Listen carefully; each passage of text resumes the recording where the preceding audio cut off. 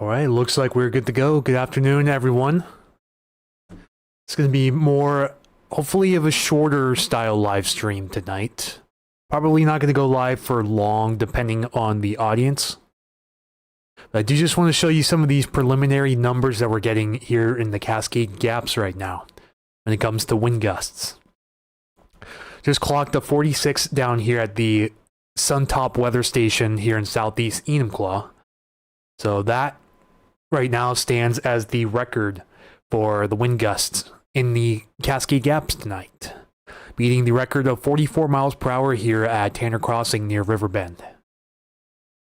We're gusting up to 38 miles per hour here at Kangley right now. So far everything seems to be on track with what the models are showing, specifically the European. Let me see if I can pull up some of these newer model runs here, because the NAM was showing some incredible numbers, but I'm not quite believing it right now. Like, see, it's showing areas of 60 plus up here in the mountains tonight. This would be at 10 p.m., but so far not verifying as it shows there. Let me see if I can get you guys a little closer zoom on this real quick. I have to go to a different site, so bear with me for just one moment.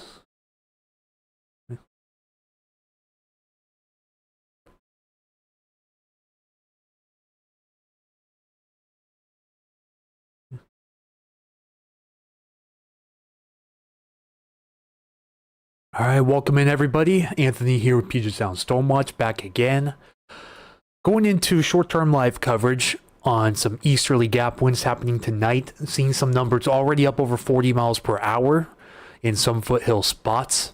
This is what the NAM 3KM is showing for the next hour, showing areas east of Black Diamond getting up to 53. But this is one model, and you know, as you see, it now shows up to 60 for a wide swath here on the NAM 3KM, but I'm going to compare it to the European, which is a lot more subtle on wind speeds, although it is a lower resolution, just as a heads up. So it's not going to cover the terrain features as precisely. But right now, the European, between 10 p.m. and 1 a.m., showing right around 45 mile per hour gusts. Luckily, outside of any cities, really not much when it comes to habitants out here. This is way up in the, this is up in the Chester Morse Lake area up in the foothills. But it does have some of these values in the 36 plus mile per hour range, stretching down to areas like Maple Valley, Hobart, North Bend, Snoqualmie, Riverbend. Riverbend already got 44. So, a little bit higher than what the European is showing right here, right now. But, it's showing some areas of around 42 miles per hour just south of Gold Bar here as well, southeast of Sultan tonight. This is the European model, which so far is doing a pretty good job. But if you go back and look at the NAM 3KM model, it's showing a huge blow overnight.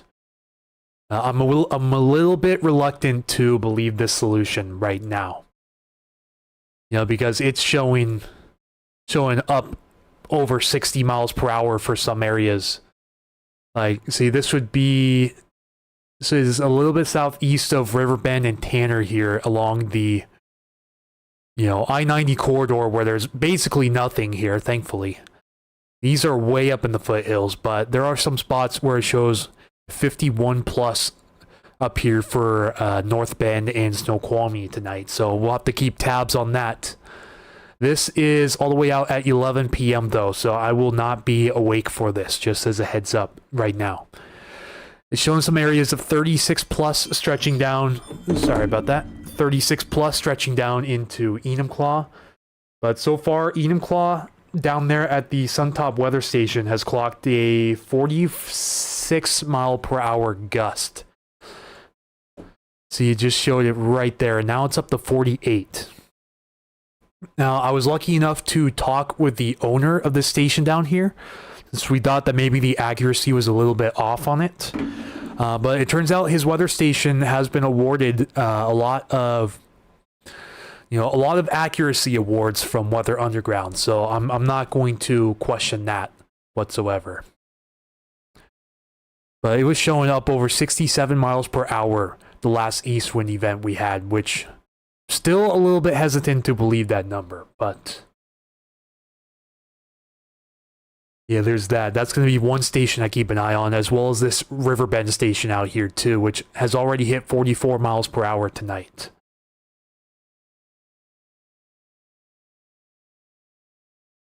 Let me just go and post this in the comments real quick. Not seeing any of my regulars here so far, so if you're watching and you're a regular, go ahead and post in the comment section real quick so that I know you're here.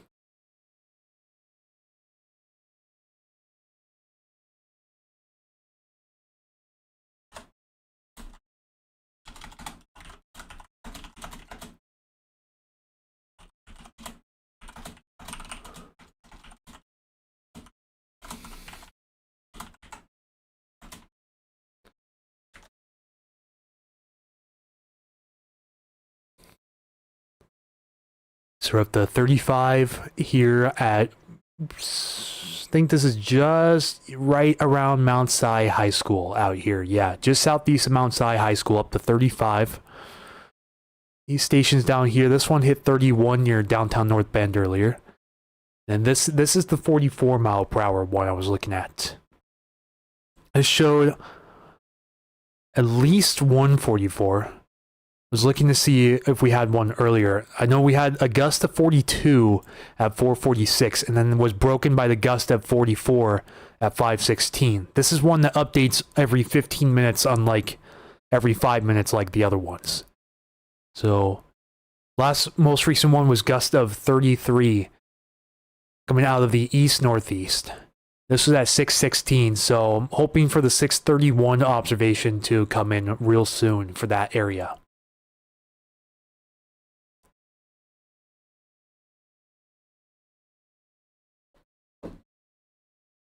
And then this is the Kangley station. This one hit 38 at 6:20. This is a 10-minute updating interval. So 38 at 6:20, 31 at 6:30.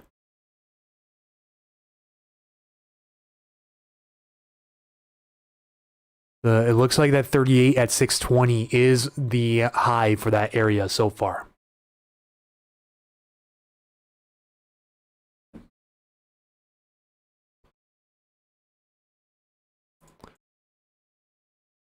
Just going to keep refreshing his data as it comes in. Looks like the closest station that should cover the strongest winds up here is the Snoqualmie River Bridge Homestead station. So I'll be keeping a really close eye on that one, as well as the Kangley and Enumclaw stations. You see this one down in Enumclaw, run by Suntop Weather Station here on Facebook. You know, they were nice enough to reach out to me and gave me all the details on their weather station, and how it is an accurately reporting weather station, you know, according to all of the details I was given. The only thing I noticed is that it looks like the wind direction is inversed on this weather station. We had a couple of big gusts here throughout the day. Mainly, we had a gust of 41 here at 5:31. This one's also one of those 5-minute updating ones too. And then we hit 43, which broke that record at 5:46. Tied it again at 6:01. And then we hit 46 at 6:26 and 48 most recently at 6:31. We should be getting an update here around 6:41 to see what the values are right now. But I do appreciate everyone on Facebook for sending in your reports. Thank you very much for that. These wind gusts hopefully shouldn't reach much farther out than the Covington Maple Valley area. I heard it was a little bit breezy up here in Sammamish, but it shouldn't really spread that far, much far north than the Everett area. It's a little bit breezy out at these stations, but nothing major yet that I've seen. It's mainly more of another Stampede Gap kind of event. And we're not seeing anything for Pierce County tonight. Pierce County should be safe if all goes well. We've been consistently here at around 36 here at the Southeast Greenwater Station. So we're just patiently waiting for some of these values to kick up. And if anyone knows of any live streaming webcams in these areas, go ahead and let me know. Would be really interesting to look at some live webcam data as it comes in. You know, the only ones I see are the traffic cams that update like once every 15 minutes or so. I'm talking about like actually streaming video. Yeah, if anyone knows, please do give me a buzz on that.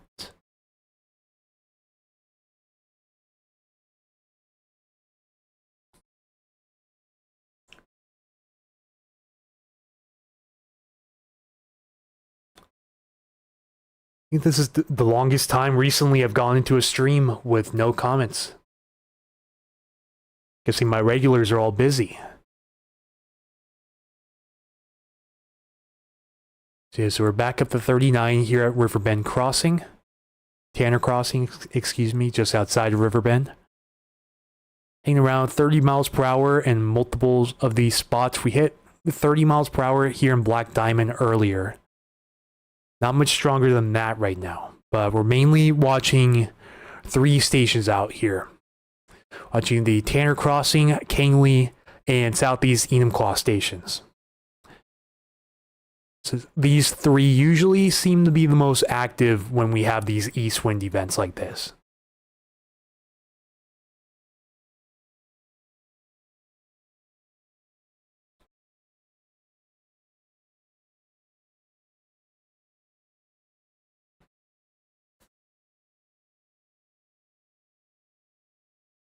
All right, let's go back to Facebook real quick. And if you're watching the stream right now, go ahead and comment where you are and what the weather is doing right now. If you feel like it.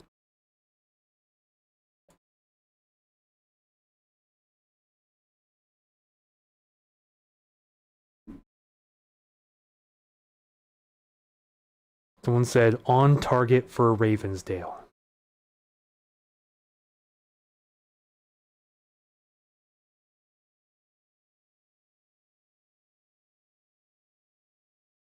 I see a lot of disapproval about the wind tonight, and completely understandable.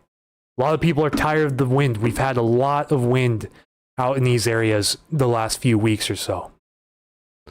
So don't blame you guys one bit. Also looking out into the extended 2 for another, probably not in range of the NAM. We have to go to the European here.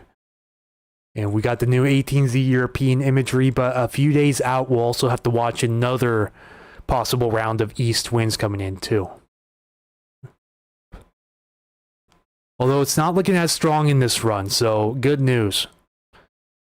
That I think it was either the 12Z or the 6Z here. Yeah, the 12Z was showing another round of 40 plus mile per hour gusts.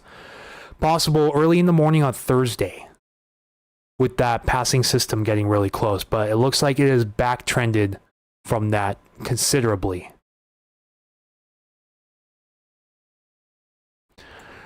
These would be the westerly winds surging down the mountains from west to east. This wouldn't be east winds right here because we have that frontal system coming through. If this forecast were to stick sometime around the 20th.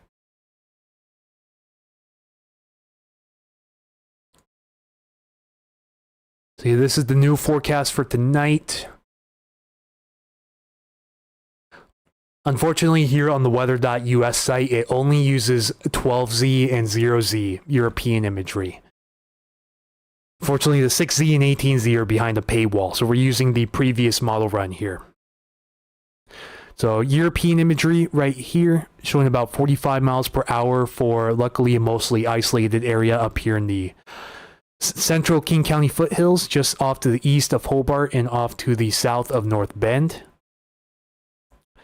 Does show this area of 36 plus, so the light orange contour is anywhere between 36 and 42 miles per hour right here. Does show this extending over much of I-90 all the way into parts of Preston, covering just south of Snoqualmie city limits and all of North Bend city limits, including Wilderness Rim and Riverbend. Then it has the 42 mile per hour contour extending out here into Hobart. And the 36 to 39 contour, this line right here, out into Maple Valley city limits here.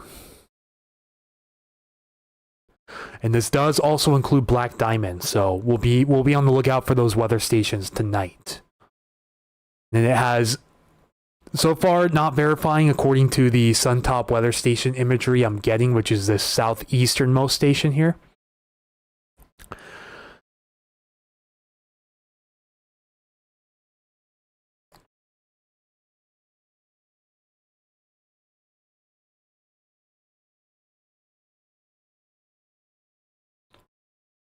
Hopefully we can get some more of the viewership to come in here. Pretty poor start to the stream, unfortunately. But you know what? No complaints.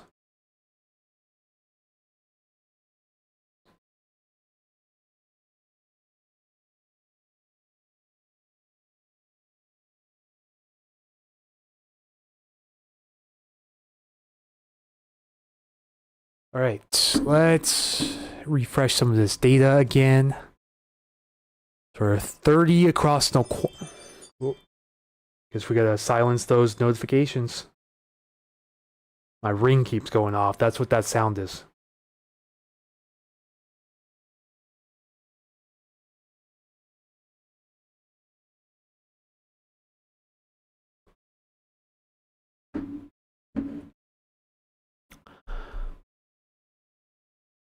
All right, thank you to all who have tuned in so far.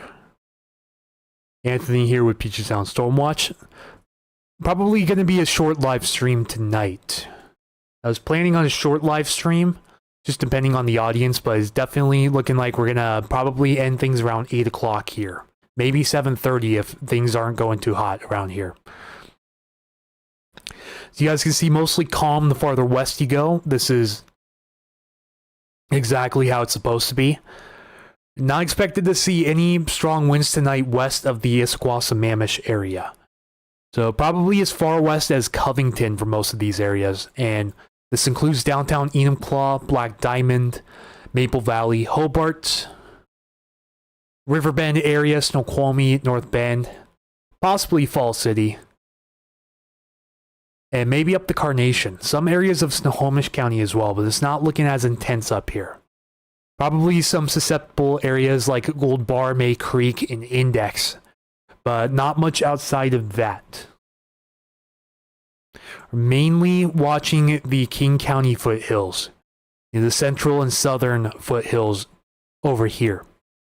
Not as much of a threat for Pierce County according to model guidance right now. Someone said pretty breezy in Enumclaw now.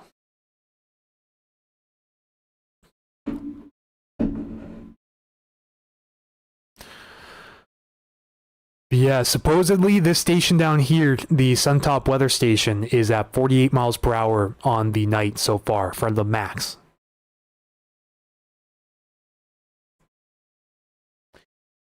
See a couple new people joining in. Hello everyone. Welcome in. What's the weather like where you are watching from right now? Feel free to let me know in the comments.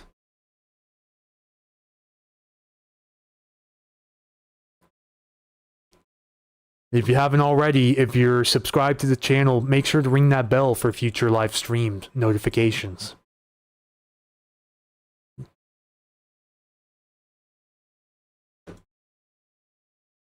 Just looking over a lot of your comments here on Facebook too.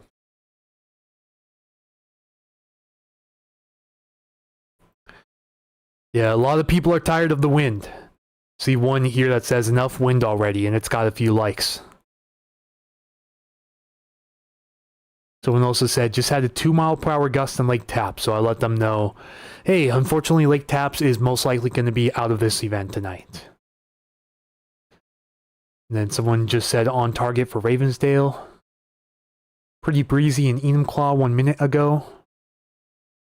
Gonna see if I can pull up any live streams up in this area, any live weather cams, but not sure if there are any that are not traffic cams.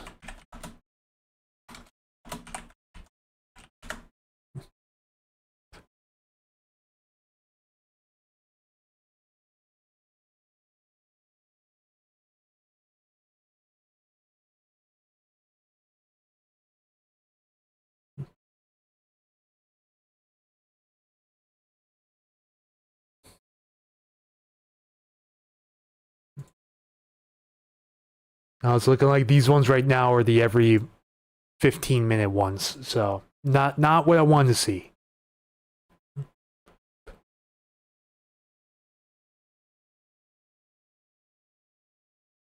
Unfortunately, there's just not a lot of good webcam coverage out here right now.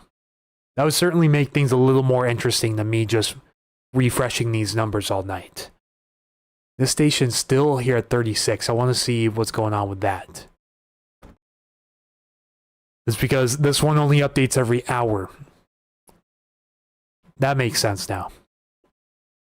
So we have to wait another 9 minutes or so to get another reading from here in Greenwater. Probably because of how far out in the open it is. Probably not good internet connection out there.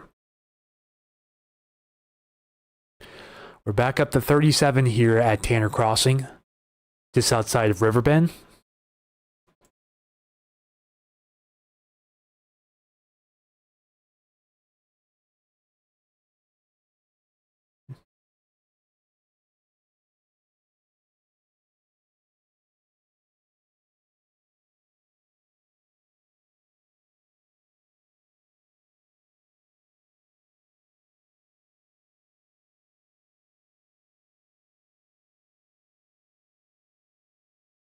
Yeah, it's only time-lapse camera, so unfortunately I can't pull up any live imagery of these areas.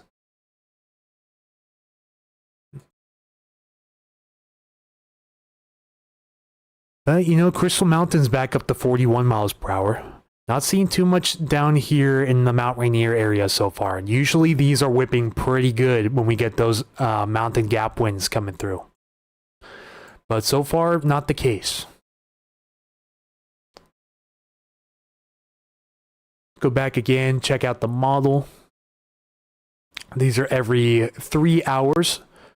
So we're going into the 7 p.m. to 10 p.m. window here. This shows 43 miles per hour. It's outside of the town of Hobart up in the foothills. This includes parts of the Chester Morse Reservoir. Luckily, mainly away from the population. You see Maple Valley's in this 36 to 42 mile per hour light orange contour here, so could get some stronger winds out of the east as the night goes on. Because we're pretty far from peak wind gusts. You see between 10 p.m. and 1 a.m. here. Okay, my times are off, so excuse me on that. This would be 4 to 7. This would be 7 to 10 here. See, it has 42 plus mile per hour gusts for the Hobart area. It extends out past this is Issaquah Hobart Road right here, just north of the Landsberg area, going up to Highway 18. It also includes part of Tiger Summit as well along Highway 18. And 45 here in this, luckily, this relatively uninhabited area east of Hobart. But this 36 to 42 area here does include the towns of Maple Valley and Black Diamond. And so far, not verifying down in Enumclaw. You know, Enumclaw has gotten up to 48 miles per hour so far on this southeasternmost weather station. The westernmost station near downtown is 18. And there's a couple of weather stations right next to each other right here. So far, no more than 20 miles per hour. So far, gotten a few reports of it being quite windy down here in Enumclaw tonight. So thank you to whoever's coming from Facebook to let me know about that. And then hanging on at 31 here in Canely so far, max of 38 miles per hour earlier. And then 37 currently at Tanner Crossing, max is 44 miles per hour out of the east.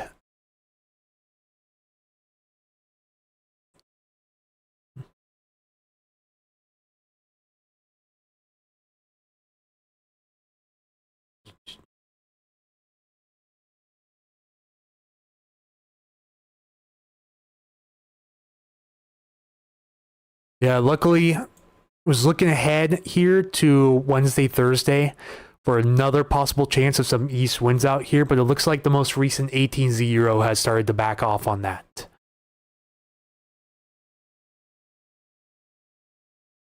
Yeah, and it throws a weakening front at us too around that time. So most of these winds down here would be out of the normal southerly direction, switching to west behind that frontal passage.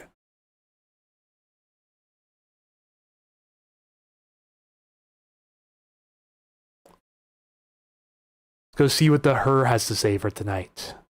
Go to the 0Z HER.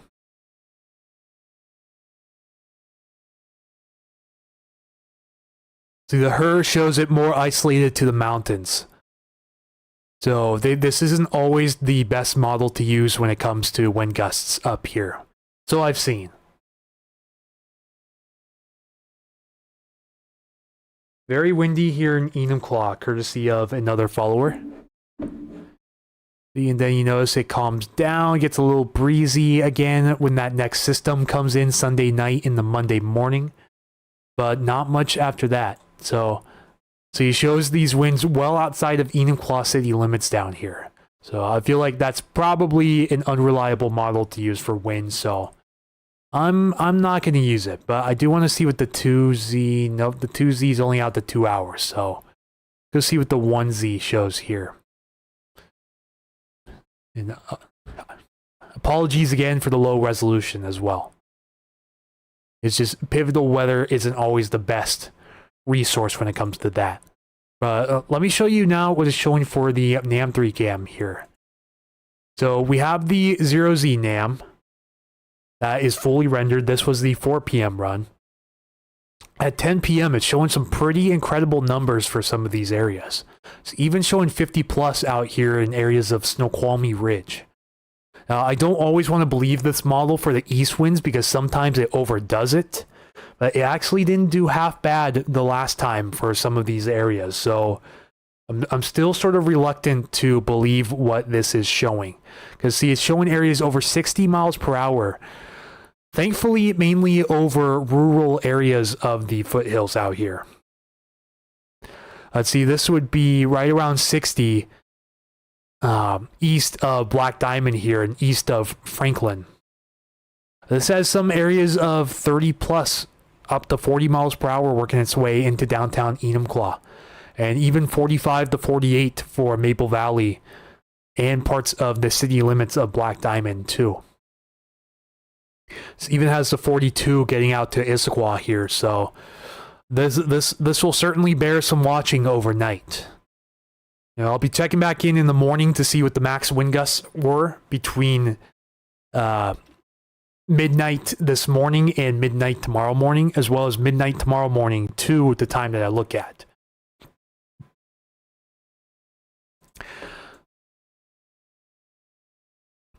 A little brief lull in wind down here in Enumclaw, thankfully.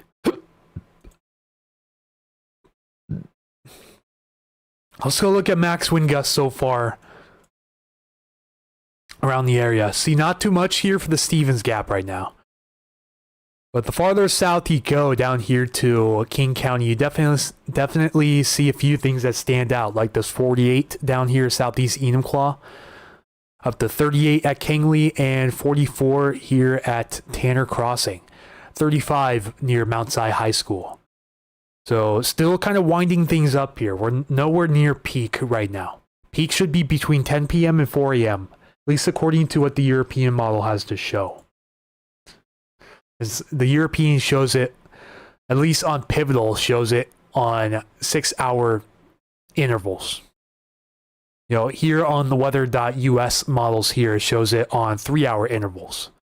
I'm interested to see if the NAM comes even close to verifying here, because the NAM has some pretty ridiculous wind gusts for the open ridges out here.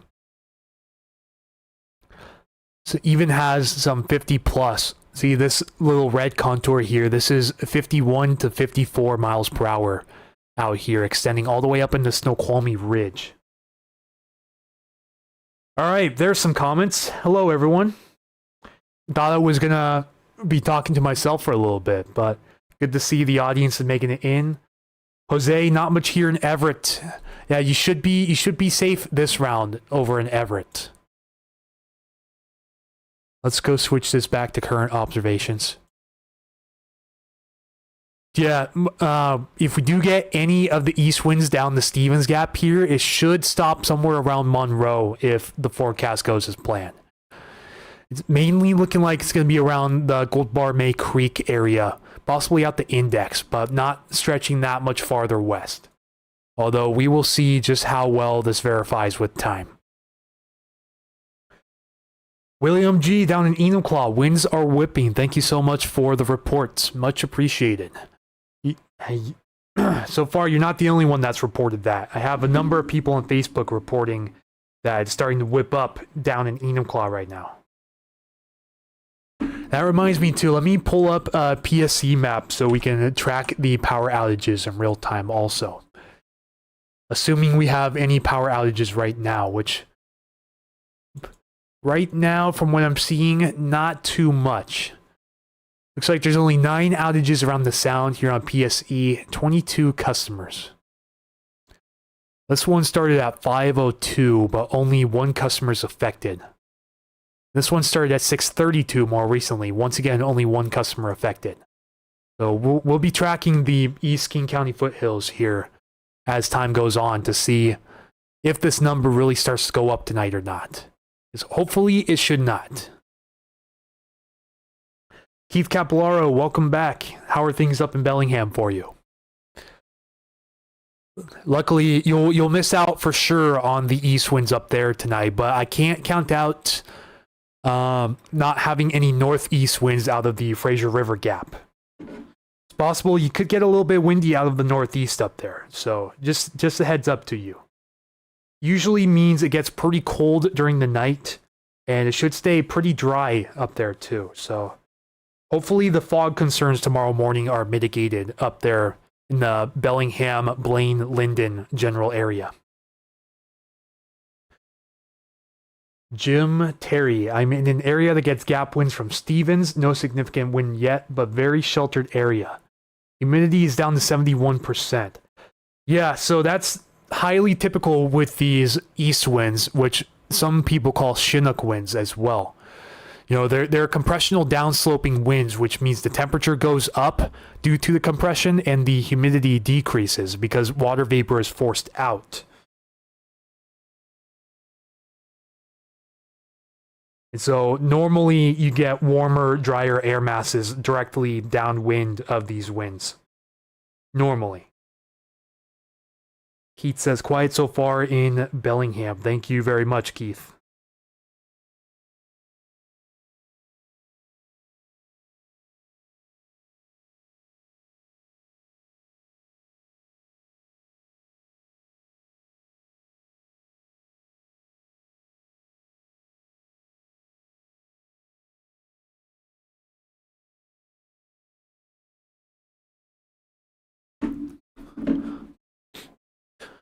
All right, seeing a lot of new people in here. Hello, everyone. Anthony here with Puget Sound Stormwatch. Welcome back. We just hit 42 again here at Tanner Crossing. As of the most recent updates, we'll go check that out real fast. This one updates every 15 minutes. So just got an update here at 7:01 p.m. from the Tanner Crossing North Bend station. Right around the Riverbend subdivision along I-90. So 15 mile per hour steady wind with gusts to 42. I just got the notification that we just hit 1,150 subs here on YouTube. Thank you all so much for that. See a couple other notable gusts here. So far, the record for this station tonight is a gust of 44 here at 5:16 p.m. Should expect more of these as the night goes on and we get closer to the middle of the night. We're right around 32, so we tied the record here in East Buckley for the night at 32 miles per hour. This one updates every 10 minutes. And we had a gust of 32 at 6:10 and another gust of 32 5 minutes ago. So definitely getting pretty windy out there east of Buckley near, a lot of you know where the Rainier School is right here. The station is just on the outskirts of it. Heavy gusts here in Enumclaw. What are you seeing the map with highest gusts thus far? So far, not seeing much out of the downtown or north end Enumclaw stations. These ones normally report less than the so-called Suntop weather station. And I had the owner of this station reach out to me to clarify some details because I thought that this was getting some outlier information. You know, I thought that the wind gusts were a little bit overinflated compared to the rest of the area. And it looks like he's running a program called Cumulus MX on a Raspberry Pi that does a conversion for him. Because I don't believe his weather station is above the roof line, and this is a heavily suburban area down here too. So I believe he runs a conversion through a program on Raspberry Pi, which then uploads to Weather Underground once every 5 minutes. So I believe he said the accuracy is plus or minus 4 miles per hour.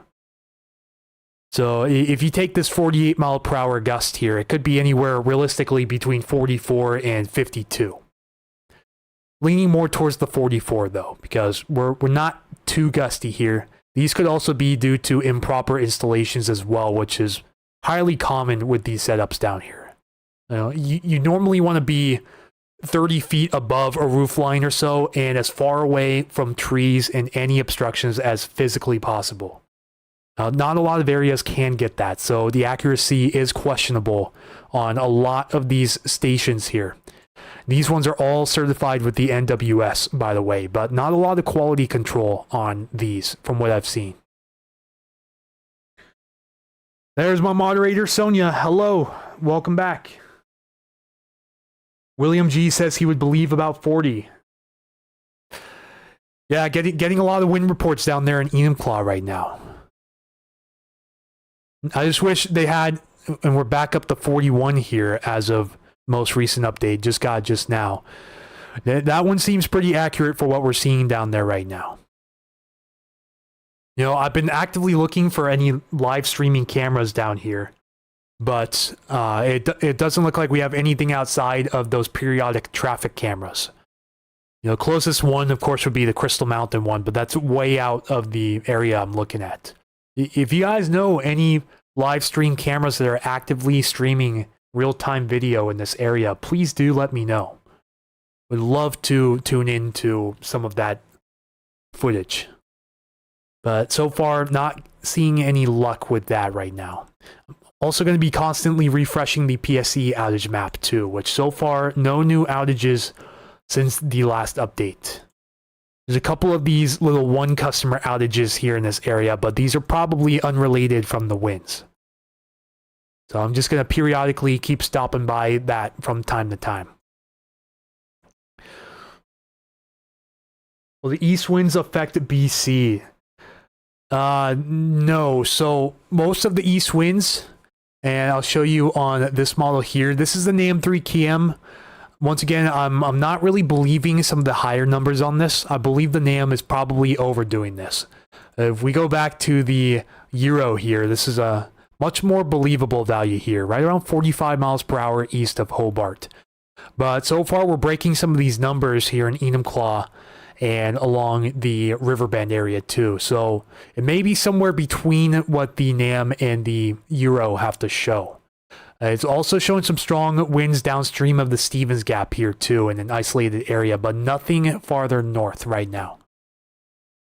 Closest we would have is maybe a little bit of outflow from the Fraser River, but no, your area, Mark, is too far west to get the strongest outflow winds from the Fraser River. There's some strong outflow winds from the east through the gorge as well. So Portland in some areas could get in on some of the action tonight as well.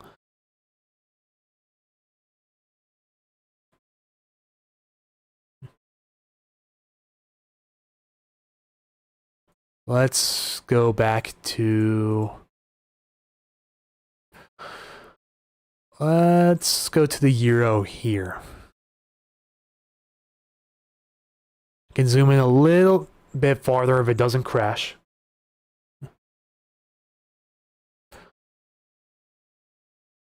There we go. That's the farthest I can zoom in here. But let me switch it back to the euro because it's still on the HER for some reason. Having some problems here with the pivotal weather beta site.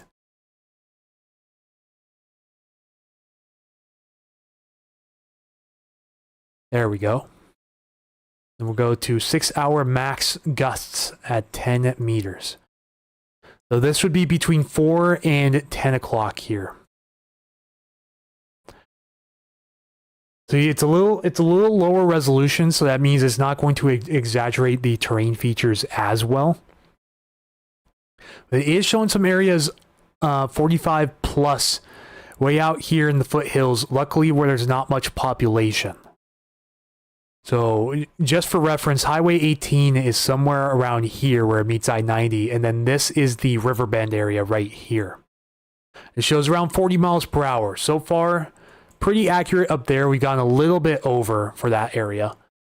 So it'll probably be somewhere between what the NAM and the Euro are showing. Really anticipated this hitting north of Issaquah and North Bend area, but it's definitely reaching further south. Enumclaw and Buckley are getting nailed right now. Pivotal weather is also giving errors. Yeah, this is where I would definitely like to have Weather Bell maps back. But unfortunately, I was still never able to resolve the payment issues with that. It's just a back and forth loop between the bank and the Weather Bell site saying that one of the sides is at fault. So it's just an endless feedback where I tried to apply for the annual subscription and the monthly subscription, and it immediately charges my bank, but then refunds it as soon as that happens, and then says there's an error on the Weather Bell site.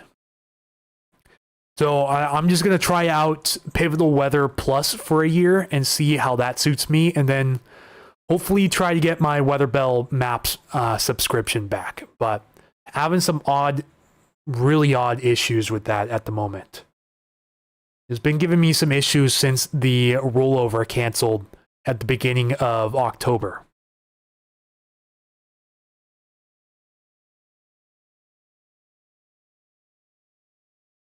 And then doesn't show it weakening too much between 10 p.m. and 4 a.m. Still has the wind gusts holding on here in the foothills.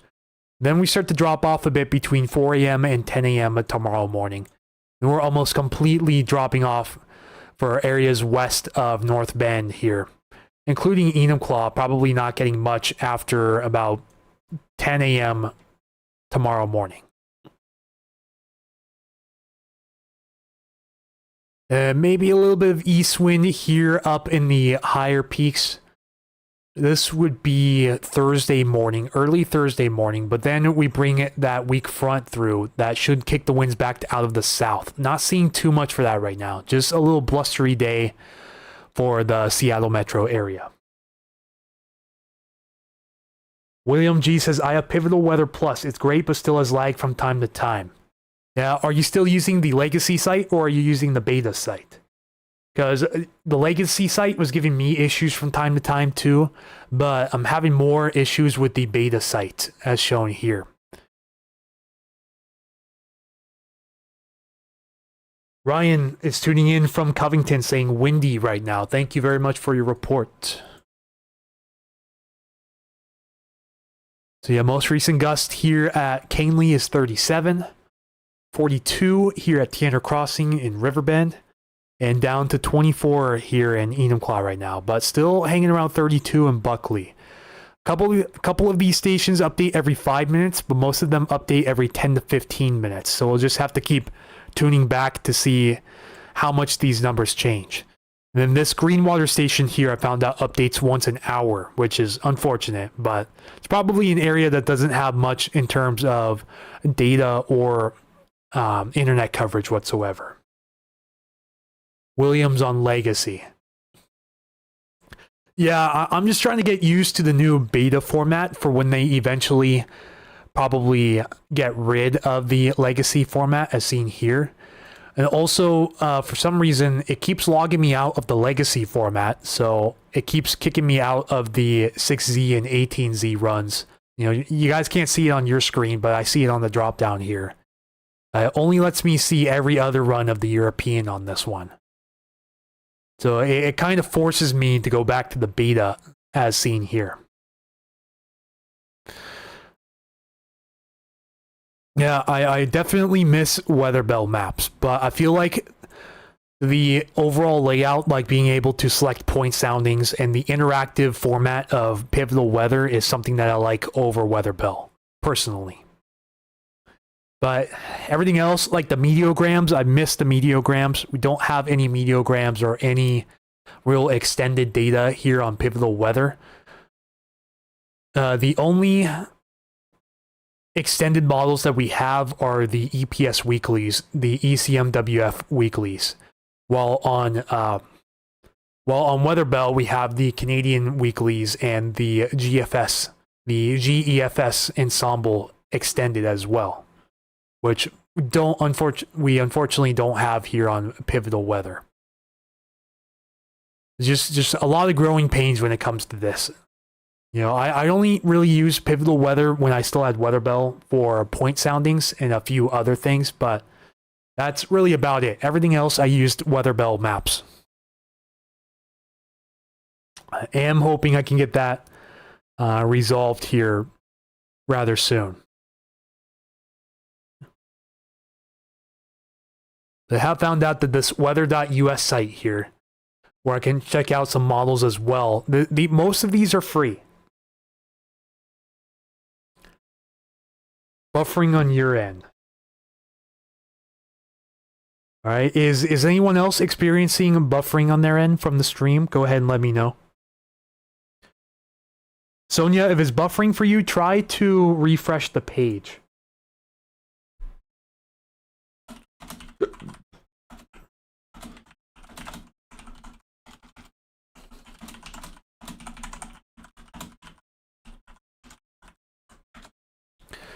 Because right now, all is fine on my end. It's showing I have a high bit rate. Yeah, Keith says no buffering. Negative, nice and clear. Thank you all for your reports. Makes streaming like this much easier. So Sonia, go ahead and refresh your page if you have any buffering going on. I notice sometimes if you go whenever Ben and Michael are doing live streams on their channels, Washington Weather Chasers and Pacific Northwest Weather Watch, you usually have to give it a refresh here and there, and that usually fixes most of the issues. Keith Evans, welcome in. It's blowing 35 to 40 here, a few miles north of Arlington on Grandview. Narrow wind gap, but it happens.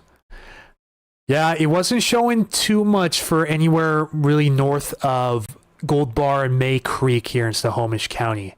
So you're probably one of these little narrow channels that we have to look at the NAM or the HER to really kind of sniff out here. Because I'm still kind of hesitant on what the NAM is saying here. The NAM shows multiple areas hitting 60 plus up here, which I believe is a little too much personally.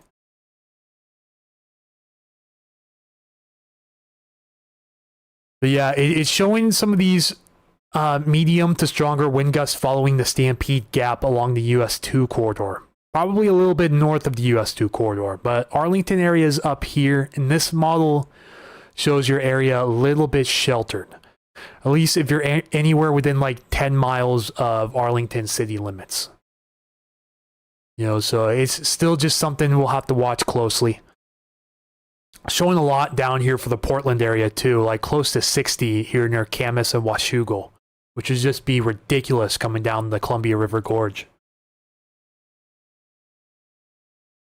Had to go off Wi-Fi. Okay, so good to see. Hopefully your problem's resolved, Sonia. We get wind 70 plus, but the trees are used to it. Good sign there. And for anyone just tuning in, I'll also be refreshing the PSE map as time goes on. It looks like we're down. They solved one outage and that fixed 7 customers. So we're not seeing anything major right now. There's a couple of these little 1 customer outages here in the last 2 hours, which are probably unrelated to the wind. So far, not seeing any outages on PSE. It's also another really handy site too. I didn't really realize this was a thing until I pulled it up, but there's an interactive power outage map nationwide that you can pull up as well. It goes by the individual county and the coverage area. This is poweroutage.us if you guys ever want to check this map out. See, it shows Klickitat County down here, about 10% of them out. At one point, a couple days ago, I'd like to say, with some wind, we had about 16% of Clallam County out too, but right now, no outages there. Looks like Pierce only has 5 and King County 4. Let's see, it shows you each outage by the utility that covers it. So it's showing, for example, 1 out with Peninsula Light Company, 1 PSE, 3 Tanner Electric Co-op. Pretty cool site. See, this is the interactive one as well.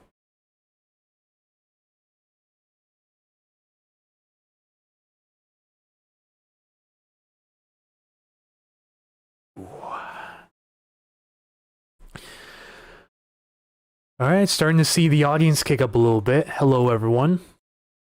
Once again, Anthony here with Puget Sound Stormwatch. Probably not going to have too long of a live stream tonight.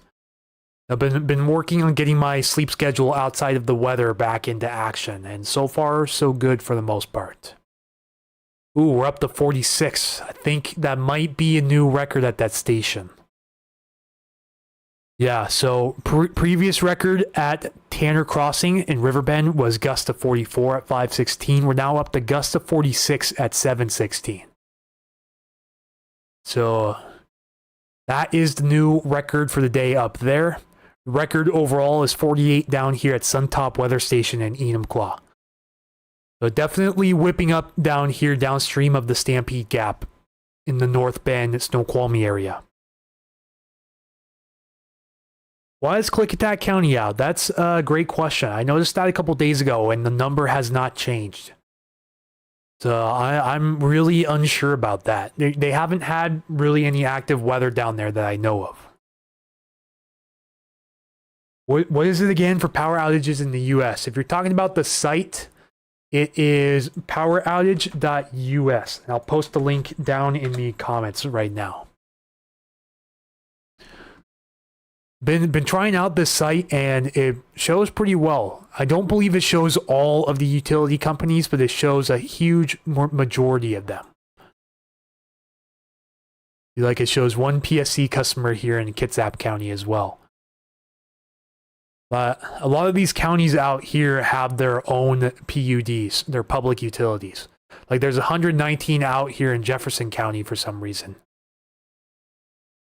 which is literally just above 0.5% of their coverage area. Yeah, I'm not sure what's going on with... Oh, then again, there's probably not a lot of areas reporting down here. So the ratio can skew the number a little bit. See, like it only shows for Klickitat County as a whole, it only tracks 492 customers. And it says 52 of them are out. So that's going to take your outage percent way up. So it was just a sort of a perspective error on my part. It's actually not very many people. Like, you know, there's got to be more than 492 customers in the city of Goldendale itself. So really, outside of the county seat, there's not very many cities out here, but there's got to be more than 492 customers all across Klickitat County. And I'll be refreshing this page again from time to time too, but so far nothing showing up on PSE.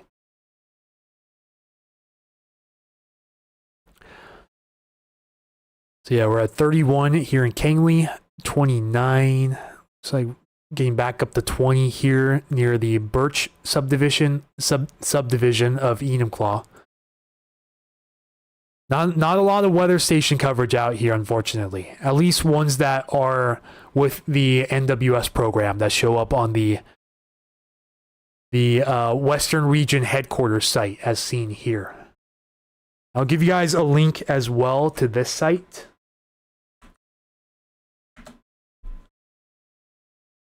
Am I doing a live stream tomorrow? I don't believe a live stream is warranted tomorrow. Also, the Seahawks are playing, so if I do a live stream, it would have to be really early in the morning or later at night. And I just feel like there wouldn't be a really solid audience for that. So I don't believe a live stream is in the order tomorrow. And seeing as the weather pattern goes a little bit stoic over the next few days, you know, outside of a little weather system clipping us here on Monday, we're really not seeing much for live stream potential outside of maybe a few Q&A sessions or FAQ sessions, you know, from time to time. But just not really much in terms of super active weather coming up in the next week.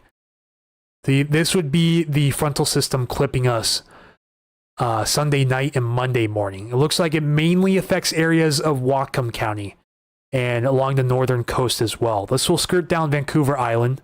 So Mark, you're still watching. Some rain possible late at night Sunday, early in the morning on Monday. And this won't amount to much around the Puget Sound area. Over the next 60 hours, this is what it's showing for quantitative precipitation, or QPF here. For Bellingham area, showing just shy of 1/10 of an inch, around 1/10 of an inch for Mount Vernon, 1/10 of an inch for Everett, just a couple hundredths of an inch for Seattle, and a few hundredths for Tacoma. A little bit more along the coast. Some areas could get up to a 1/2 inch or higher along the coast. Maybe a little bit higher here in the Nia Bay area, you know, out here in the Ho Indian Reservation. And a little bit higher up in the mountains, too. Some of this could fall as snow, by the way. This is just overall precipitation. But outside of that, the I-5 corridor and the lowlands, we're looking at zilch for the most part. So, not really an impactful system coming up.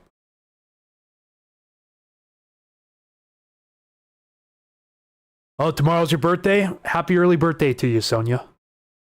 Yeah, don't worry. Not planning any live stream tomorrow. This will probably be the only live stream until probably midweek next week. Let's go check out some of the mid-range models because we're out of range from the short-range models. So we have to go to the mid-range models. It looks like it kicks up a little bit here after Wednesday. May have to watch a little frontal passage showing up here on the European. Sometime Wednesday night, Thursday morning, it looks like a front passes through, moving from west-southwest to east-northeast up in the Cascades. And it does bring snow behind it, too, for the passes. So it starts out as snow, and then the warm front moves north. The warm front drags up the snow levels quite a bit over pass level, and then the cold front comes in. And then behind that cold front, when it goes over the mountains, it brings the snow levels back down to pass level. So looking for snow over the passes later Thursday, early in the morning Friday, and then potentially our next front comes in after that. Now, when it comes to wind, not seeing much for wind. So this is up in the foothills for tonight. Then things calm down a bit, a little bit of a breeze with that weak front coming through Sunday into Monday. And it kicks up a little bit, but not too much with that next frontal system Thursday into Friday. This is where the 18Z European cuts off. We're still probably an hour to an hour and a half out from the 0Z rendering, which goes out to 15 days.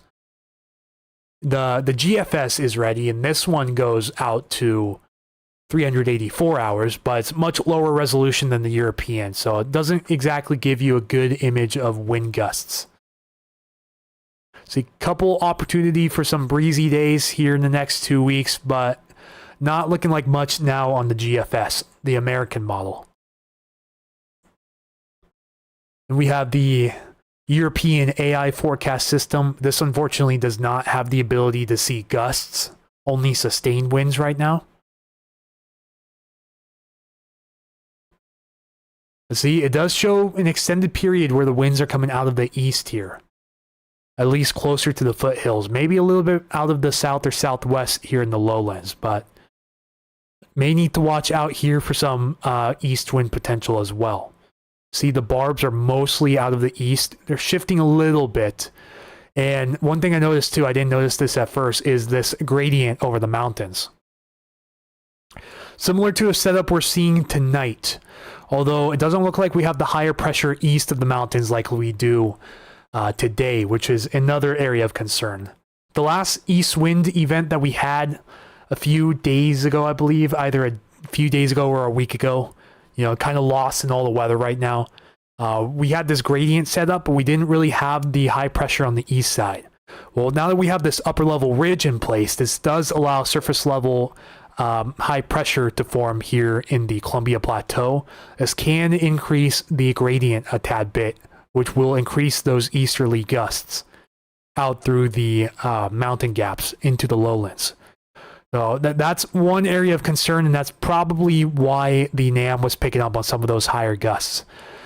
You see, it has a pretty incredible 10 millibar gradient from the Cle Elum area up to North Bend.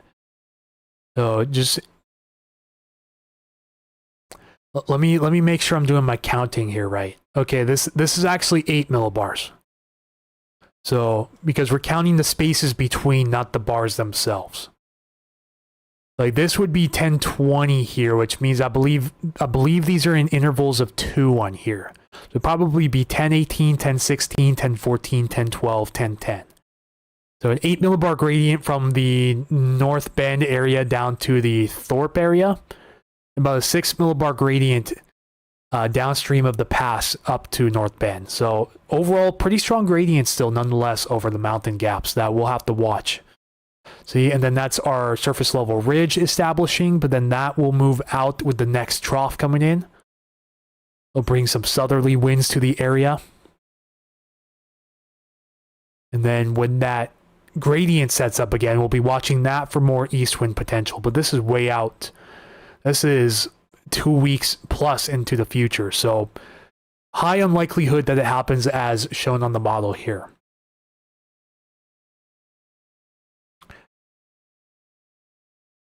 But overall, though, can at least pull up some of the GFS simulated precipitation to predict the next round of frontal systems coming in. I'm going to zoom out a little bit. See if it shows any storm systems or any big fronts coming through. So there's our weak front coming through sometime Sunday night, early Monday morning. This is 7 a.m. So a little frontal system clipping us. And then a little weak mid-latitude cyclone spins up there, brings a cold front along with it. Could drag that cold front in.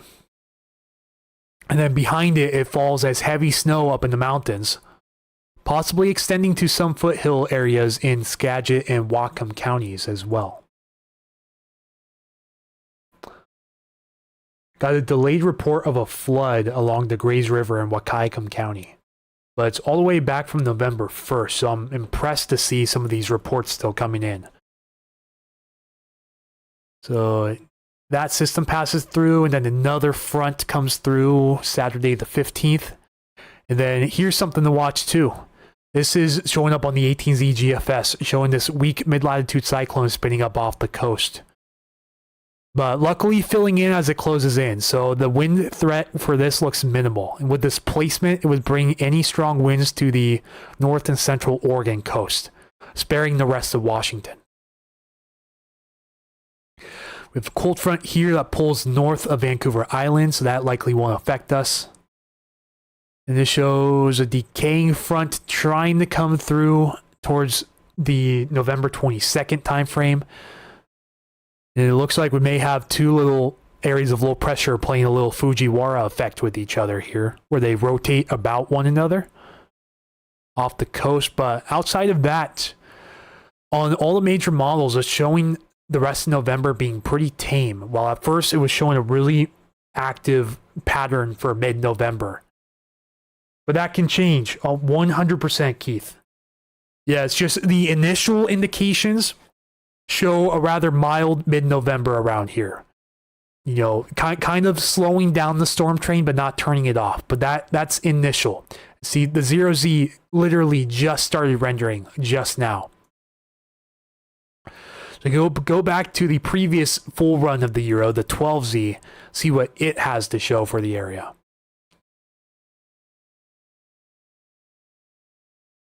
Oh, see, it agrees with the weak frontal passage Sunday and the Monday, so good agreement there.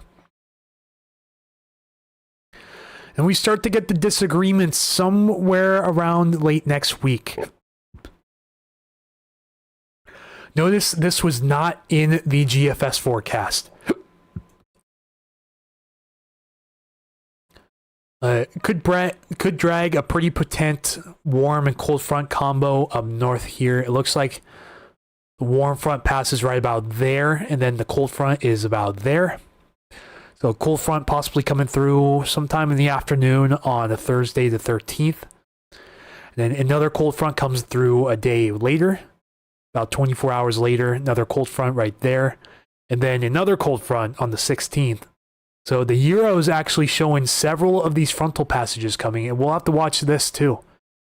Because this is the previous run of the Euro, but it does show a pretty potent mid-latitude cyclone moving north of Vancouver Island, which could drag a strong front with it down into this area.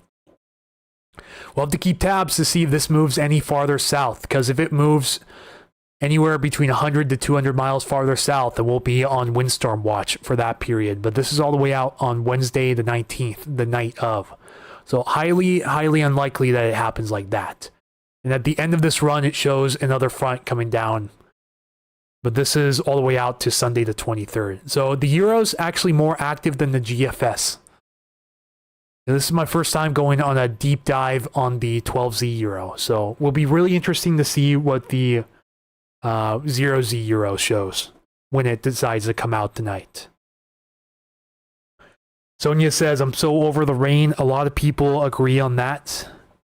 But we are starting to catch up on our drought around the area. Let me see if I can pull up a drought monitor real quick. Preferably the one Michael uses for his briefings. Yeah, so this is the aerial drought monitor. This is as of Thursday, November 6th, and it still shows some of the Puget Sound in a severe drought. But luckily, we've had drastic drought improvement up over the mountains. We were in some areas of extreme drought before. Still, some areas of eastern Washington in that extreme drought. But the Olympic Mountains here were taken out of the drought altogether. And a lot of the area down to abnormally dry. Some areas around the Puget Sound in a moderate drought, but the immediate Puget Sound area is still technically considered in a severe drought zone. This is as of November 6th. See what the Fraser outflow brings this year. That brings up another good point. We're actually looking at possibly having a negative Pacific Northern Oscillation and Northern Polar Oscillation. So what that means is this could allow some cold air to come in from the north in Canada, sag down south into Washington. If we can get a relatively moist trough to come in and pull that air behind it, it's definitely snow potential this winter. Now that we're definitely in a weak La Nina, that also means cooler sea surface temps over the Southeast Pacific too. Normally is a good sign for snow around here. You know, you usually have to get the perfect Enso oscillation for snow around here, but it's mainly more dependent on the polar and North Pacific oscillations. I want to see if I can pull up a graphic here for that.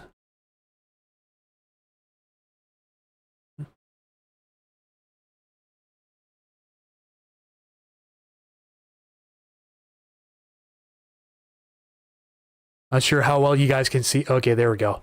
But it shows a below normal signal for weeks 3 to 4. So this was issued, it was today, the 8th. So this was issued yesterday. This is between November 22nd and December 5th, showing a lot of the area below normal for this area. So if you match it up to the legend here, this lighter blue contour is 33 to 40% below normal, which is leaning below. And then this area is 40 to 50% below normal, which is still leaning below, but it's right on the fence there. So a little below normal signal showing up there. And near equal chances, some areas a little bit above normal precipitation, mainly east of the Cascades, but equal chances of precipitation coming up as well. So cooler signals showing up here on the climatological outlooks, which is good news if you do want the snow.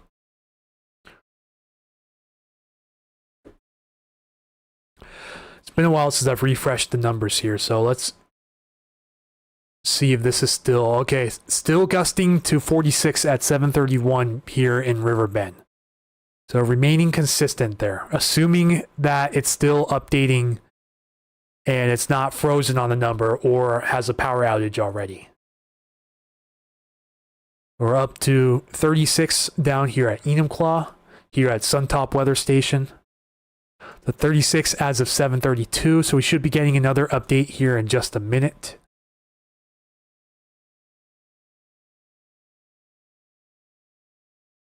Yeah, if this is accurate, it's still gusting pretty good through the I-90 corridor near North Bend right now.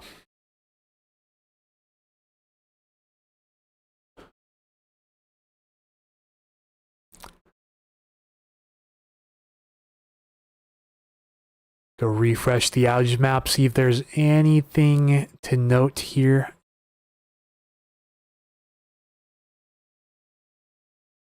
Yeah. Interesting enough, it does show 119 customers out for Jefferson County. Not sure what that's about, but it's through Jefferson County's own PUD department. If we refresh the PSC map, it probably hasn't changed. Actually decreased the number of power outages, so now we're down to only 9 impacted. These are all little single customers too, so not seeing any widespread effects from the wind yet, which is good. If we can get out of this without any major power outages, I'd say it would be a win, for sure.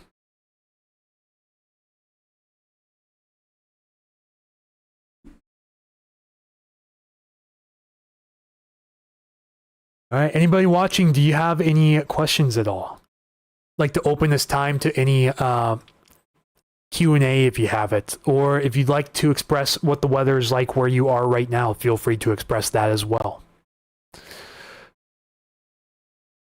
Was looking to have a relatively short stream tonight. It's probably what it's going to look like right now. So we'll probably start winding things down here within the next half hour or so. Because a lot of the weather is going to happen late overnight, and I'm not going to be up that late streaming. You know, it's just not going to happen. Most likely, a lot of people are going to be asleep when the foothills get their strongest winds tonight. But we're definitely on the up climb, like on the uphill climb when it comes to wind gusts, especially in the King and Snohomish County foothills.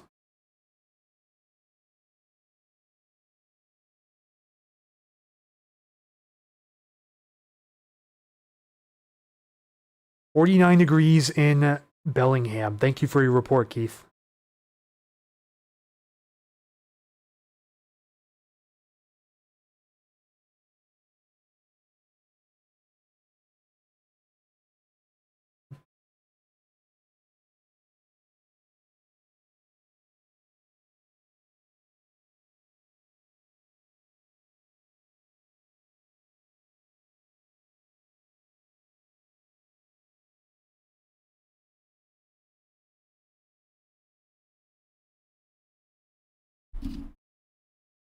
Anytime. All right.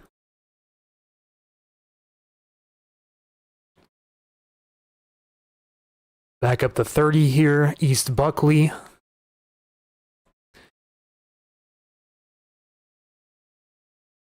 to 15 likes and just about to cross 100 views. So yeah, since it's not a huge weather event, I wasn't expecting a massive stream. I'm going to check some of these Facebook comments again one more time because I haven't checked them in a while. We've had winds in Hamilton all day. Way up north there along the Skagit River.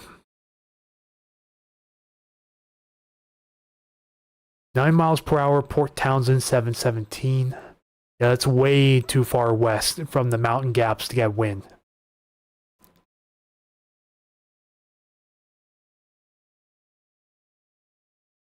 Sultan is breezy, 912 peak gust, 25 miles per hour, about 715. So not too bad up there in the Snohomish County foothills right now. Looking more like in East King County foothills kind of event. 51 degrees in Everett. So relatively mild out there right now. You know, the further you are from the mountain gaps, the cooler you should be. The more moist the air mass should be. So we'll be on the watch for some dense fog around some parts of the I-5 corridor possible tomorrow too, with the high pressure still in place. But the closer you are to the mountains, the less of a chance you're going to have for fog because of that drier, warmer air mass coming down the mountain slopes.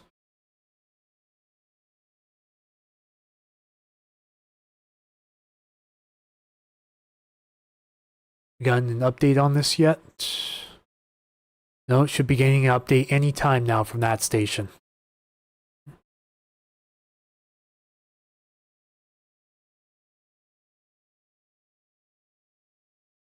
Yeah, no big gust here at the Suntop weather station since 7:06. Brief little calm period down here in Enumclaw right now. Looks like strongest winds are right in this area here in North Bend, just off of I-90 right now.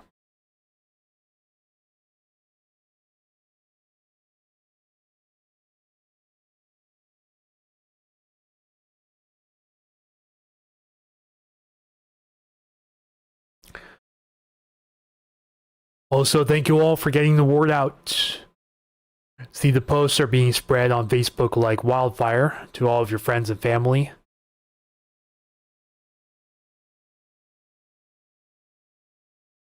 You go check the counter here for followers. 31,804, so we need 196 to get to 32,000. Keith says, I know this doesn't pertain to Washington State, but there's a dam in Polk County, Texas that is compromised, what meteorologist Chris Nunley reported. Bad news out there. Yeah. Is that a fairly populated area that you know of? Sonia says, eventually I want to get a Tempest weather station. Yeah, I wonder if I can pull up the Tempest stations up here. Because I know Michael Snyder's really been pushing the Tempest station program on his channel. You know, Tempest gives him a small commission for every weather station that he sells.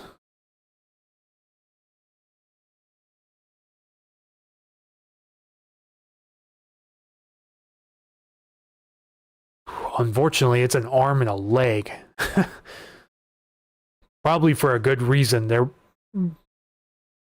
I would expect them to be like highest of quality, for sure.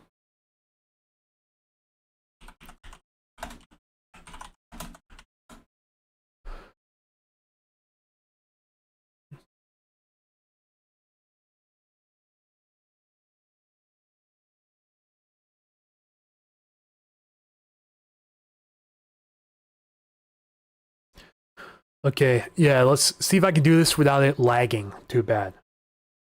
Don't know offhand. Yeah, a lot of Tempest station coverage out here in the SeaTac metro area.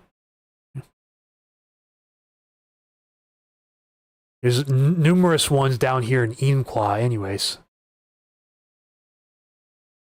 Wind speed, wind gust 8.9 miles per hour from the east.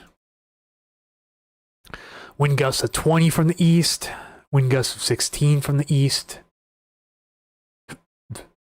This one is not observing at the moment. So yeah, assuming these are properly installed stations, not reporting too much out of the east right now down in Enumclaw. Let's see, over the Enumclaw Plateau, we do have much more coverage when it comes to these weather stations. Wonder if there's an ability for me to just see one certain metric. Doesn't look like it right now. It's only stations. I could switch it like this site here where I could only see wind gusts. See, we're up to 46 again down here in Enumclaw. So another big gust coming through right now. And that would make this site so much better if I was able to switch to just one metric and show that at a time.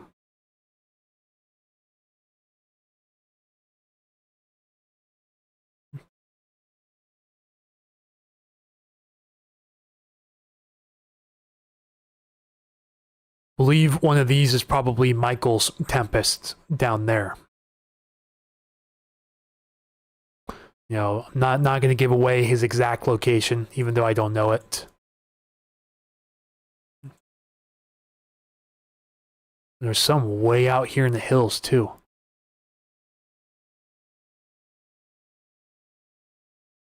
Of course, observations can be different because these use ultrasonic anemometers and haptic rain gauges, so there's zero moving parts whatsoever.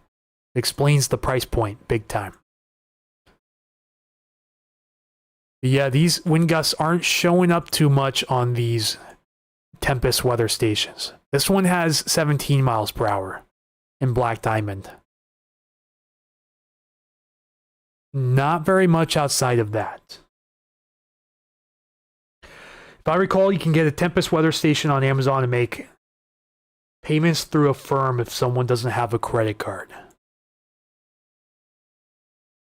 That seems fairly reasonable. I know it does show a 15% Black Friday discount coming up for Tempest weather stations, though. You know, if Tempest were to send one out to me, I'd definitely be interested in trying it. But I would not willingly buy it on my own dime, if that makes sense. It would have to be through a sponsorship. Just way out of the budget right now. Still not seeing anything out of these weather stations in Enumclaw, but the Suntop weather station here, still showing 43 down here. Hanging around 35 here at Kangley, 35 at Snoqualmie River Bridge, and now down to 39 here at Tanner Crossing. Back up to 30 miles per hour in Snoqualmie and North Bend, so not looking terrible out there right now, but we still have a ways to go before we hit peak overnight. So just as a heads up to anyone, what you see is not the peak right now.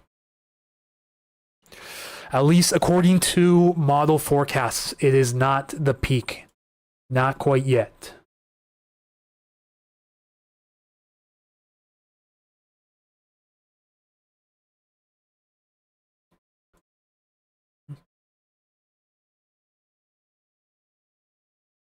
Also, I showed this post on Facebook too.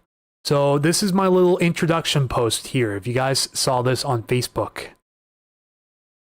I just shared this again because when I posted this introduction page, I was at around 13.2K followers, and now I'm just shy of 32K. At 31.8K at the time of saying this. So if you guys wanted to get to know me and see the man behind the blog, this is him. This is him.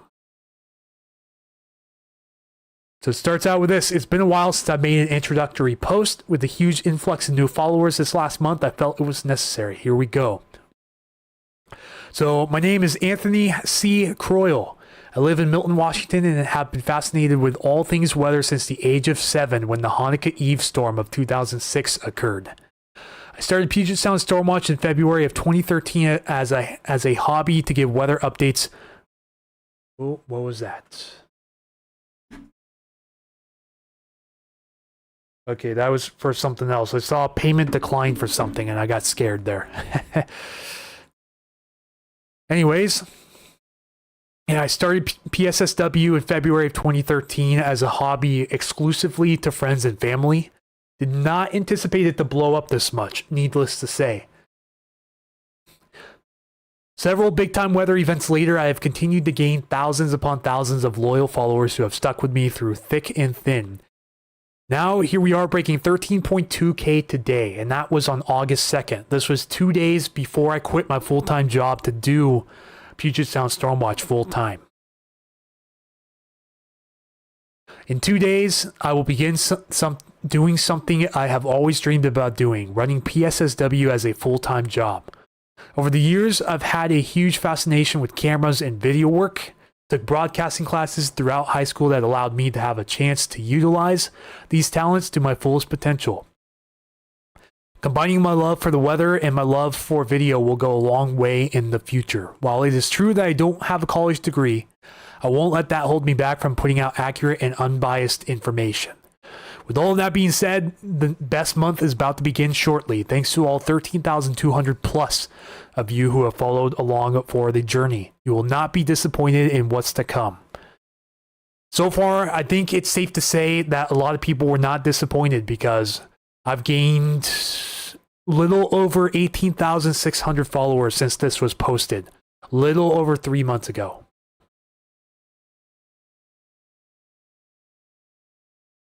Congrats for all your followers on Facebook. Thank you, Sonia. It truly is a really humbling achievement. And I couldn't have done it without everyone watching right now. And more.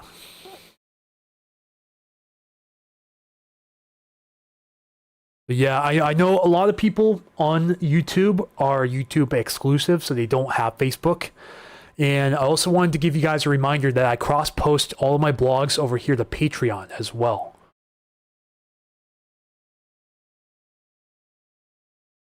And so I'm going to post a link for you guys down below.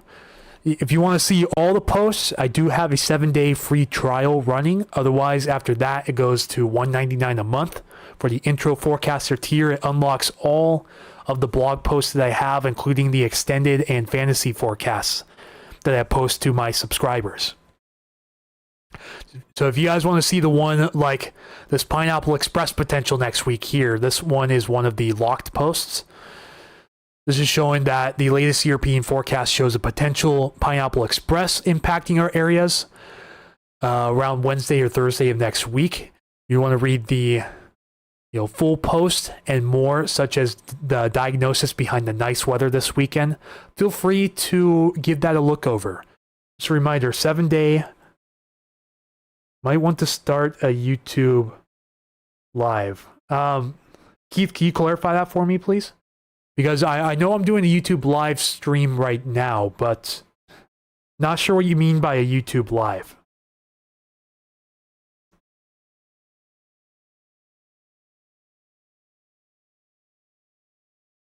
So yeah, link to Patreon is down here if you guys are interested in seeing. Like, I was going over the severe weather risk recently, as well as the post for the incoming cyclone that we had a couple weeks ago during the weekend.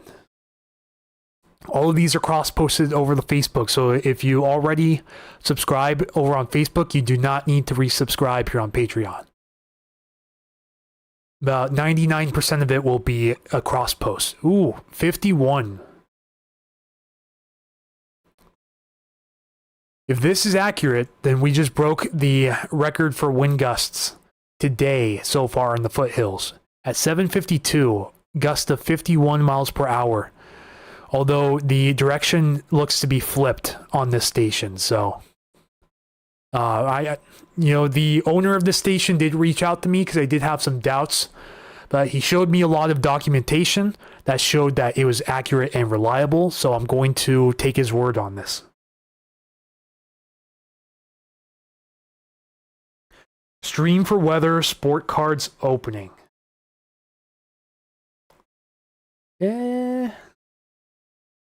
Possibly. I have to look into that possibility more, a little closer. Still not 100% sure what you mean on that, but you know, if you mean like also live streaming sports too, like live streaming of trains. Yeah, that's interesting call you make there, Keith. I haven't looked into any of that really. I do know I need to get back to the daily briefings for sure. I've been so focused on the live streams and the short form content and mainly writing up the blog post that I've just kind of forgotten about the daily briefings. Also, just because there's so much other quote unquote competition around the area when it comes to daily briefings. Like, of course, Michael's number one with his briefings. You know, Pacific Northwest Weather Watch, no one's going to beat him. Benjamin Yurkovich with Washington Weather Chasers was also doing daily weather briefings for a while, but it looks like he took a break with this recent weather episode that we had. He's been trying to get a lot of his freelancing footage out to the news agencies, such as the ones with the king tides. If you notice on his YouTube channel, he's been putting out a lot of footage from the king tides and a lot of live streams out on the coast as well. So that's another source of daily or semi-daily briefings. And then Matthew Fab with Western Washington Weather also does frequent daily briefings as well. If you want to go check him out, Western Washington Weather here on YouTube. He also has a group on Facebook, Western Washington Weather, which I am also a group expert in. So you will see my posts there quite often if you are on Facebook. So yeah, Western Washington Weather. And then there's a couple of other ones here and there that also do briefings from time to time. So my briefings kind of get drowned out in that a little bit since I'm the smallest out of all of those channels so far.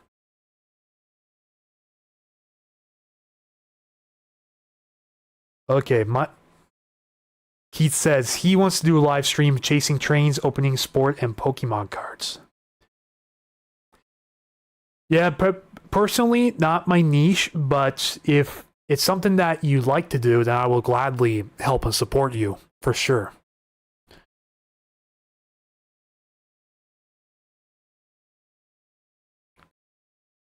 If Whatcom County Weather also does briefings. Yes, that is true.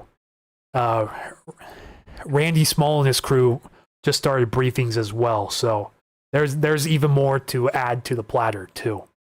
And his channel is growing very quick. He just started doing live streams as well. So, also West Coast Weather. If you guys follow Jonathan Poley on the Whidbey Island Weather Group and Weather Page on Facebook, he does occasional briefings as well, mainly during the severe weather events. He's also grown a pretty big channel as well. So there's a lot of other so-called competition, but I like to think of it as additional resources to get the weather out to everybody. I try not to think of it as competition. Daily briefings would be great for your channel. I really need to message you in the next few days. I have a few ideas to run by you. Yes, feel free whenever you want, Sonia.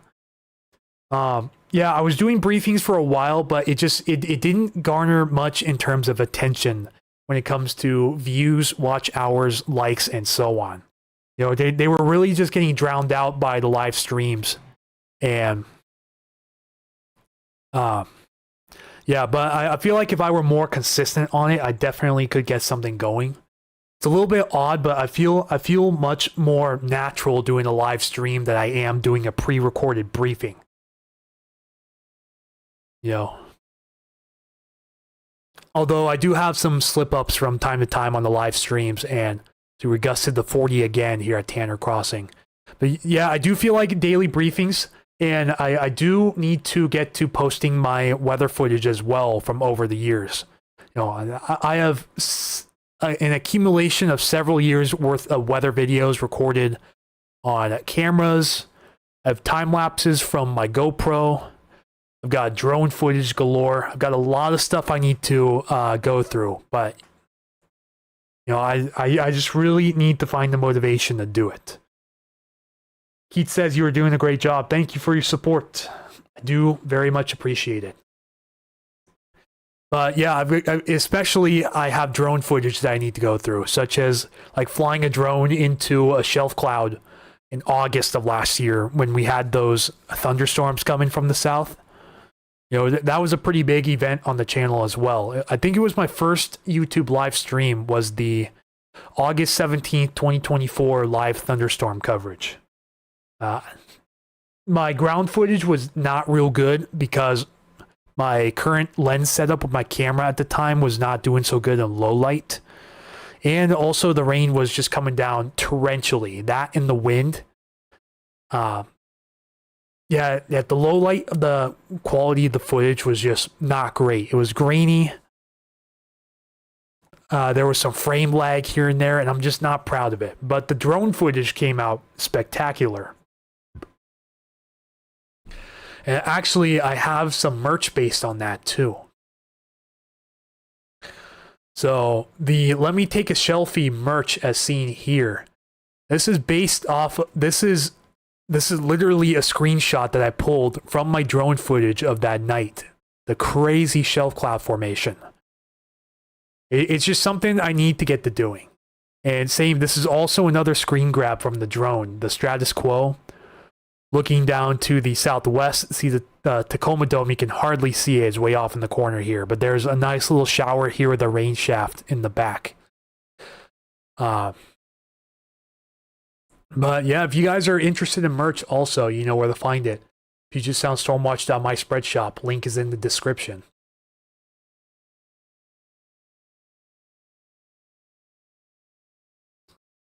So yeah, anyways, let's go see if there's any more power outages to add on to this.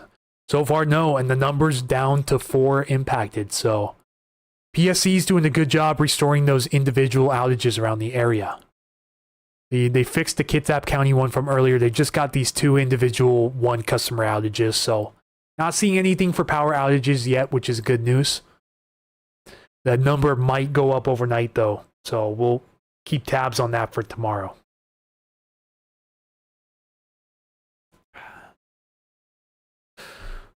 Yeah, Greenwater's back up to 41. This one updated at 8 p.m. Only updates on an hourly basis, I found out. Luckily, still hanging around 31. So most of the action right now is at the Riverbend and the Enumclaw stations, as seen here. But otherwise, not seeing too much around the area. We did hit a new record for Kangley at 38 miles per hour today, though. So wind's really kicking up here in the Green River Plateau area.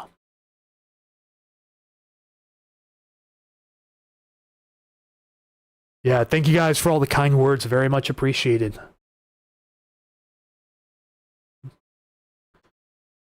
Going back and forth here on Facebook to check out any other reports coming in from the foothills.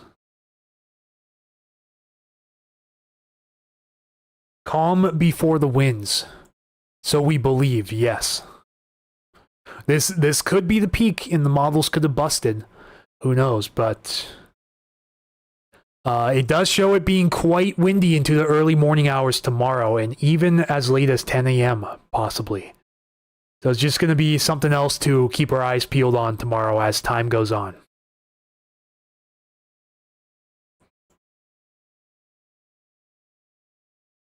Cool shot, yes. I don't have the footage on me at this time on the computer here, but yeah, I've got all of my drone footage and all of my GoPro time lapses and all of that from like 3 years ago and even before that I still need to go through for the channel. because I don't think I posted a single footage of anything storm related outside of a briefing, live stream, or YouTube short on this channel yet. If I really want to grow my fan base even more, it's just something I need to get to ASAP. I'm probably going to need you guys to start pressuring me, really pester me from this point on. And yeah, I'm just seeing that post from Chris Nunley here about that dam being compromised in Polk County. All residents on the south side of the dam need to evacuate immediately. That's bad news. Damage to the embankment of the dam. Property owners are currently assessing the risk of a potential breach. So yeah, widespread evacuations going on with that right now. That's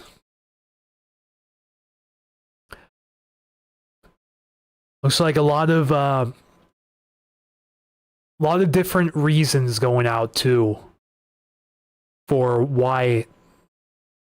I'm trying to read some of these comments, but unfortunately there's a lot of conflicting information going out. A lot of people are saying it's just dam erosion. A lot of people are saying, a lot of people are putting their, their political beliefs into it too, which I really don't believe in, but I'll just wait for more information on that to really come to a clean conjecture on what's causing that.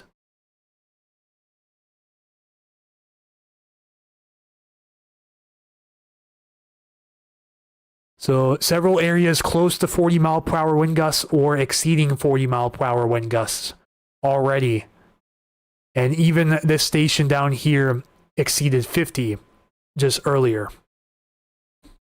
Definitely whipping up in King County, but still not seeing much here in Snohomish County.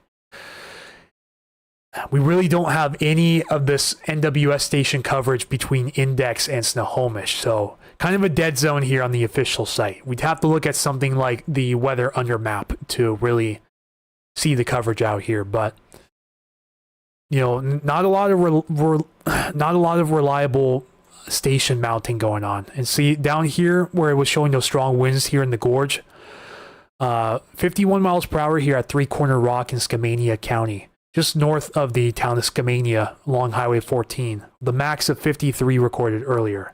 So really strong winds down here in the gorge coming out of the east also.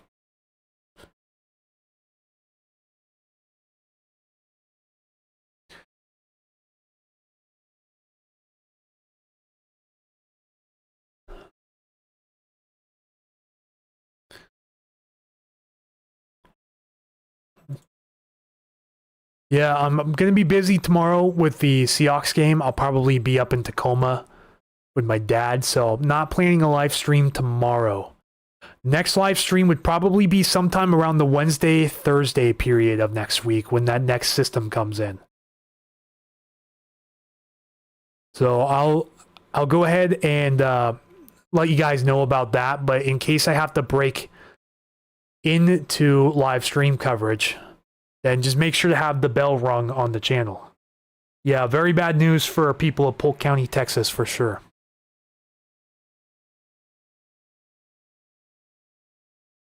So yeah, if you're watching, you haven't already subscribed, please do so. It would really, really help out the channel a lot. I need just under 800 watch hours to finally get to the point where I can enable additional features on this channel, such as super chats and memberships. William G says, thanks, Anthony. Yes, thank you, William G, for tuning in. Has the wind kicked up any more down there in Enumclaw? Certainly shows it doing so here on the weather station down here. Luckily, this one updates every 5 minutes, and I don't have to constantly refresh every 10 to 15 minutes for these ones. So that really helps with the frequency down here.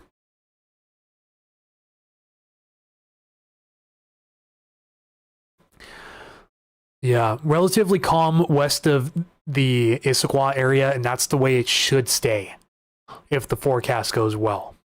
It's mainly looking like a North Bend area and an Enumclaw area kind of east wind event.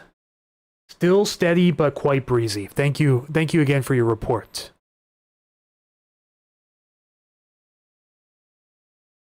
Yeah, I think barring any last minute questions or additional concerns, we're going to begin to wind down the stream for tonight. Wasn't expecting to go on for too long. Even the fact that we've been on for an hour 45 minutes is longer than I planned on. But luckily the audience showed up and showed out, so that's the reason why I kept it going. So thank you guys again for your support and staying tuned to the stream. Truly means a lot.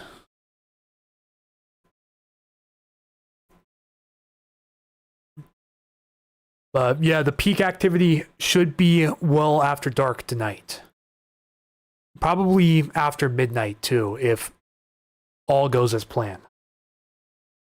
Keith says, have a great night, Anthony. Take care, Keith.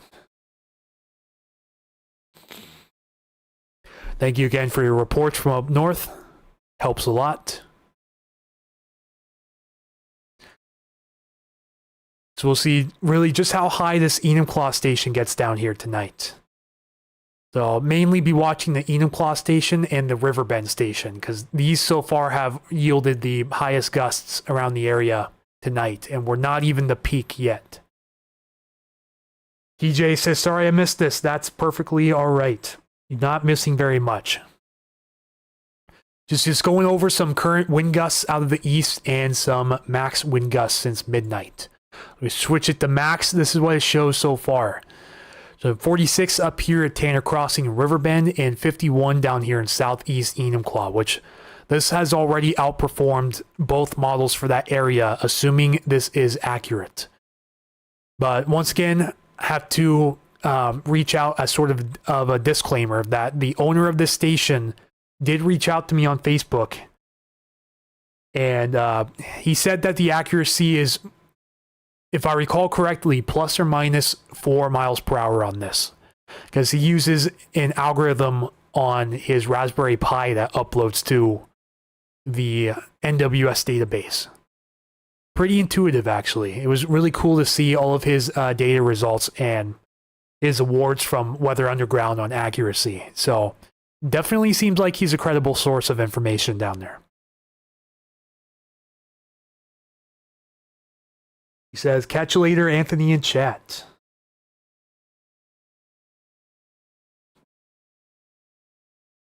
Yeah, well, a majority of the audience just left, so I suppose now it's probably a good time to start winding things down for the night.